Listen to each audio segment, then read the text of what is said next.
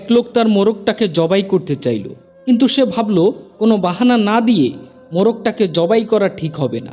অনেক ভেবেচিন্তে সে মোরগটাকে ডেকে বলল, কাল সকাল থেকে তুই উচ্চস্বরে ডাকাডাকি করতে পারবি না, যদি করিস তাহলে আমি তোকে মেরে ফেলবো।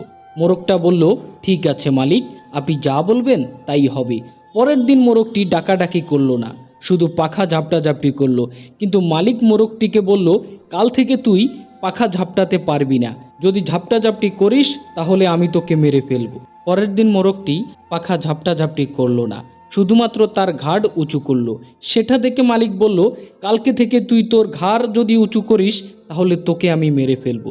এরপর থেকে মোরগটি একেবারে চুপ হয়ে গেল, কিছুই করলো না। তখন মালিক ভাবলো, তাকে কি এমন করতে বলা যায় যা সে করতে পারবে না, আর এই বাহানায় আমি তাকে মারতে পারবো। অনেক ভেবে মালিক মোরগটিকে বলল, কাল থেকে তোকে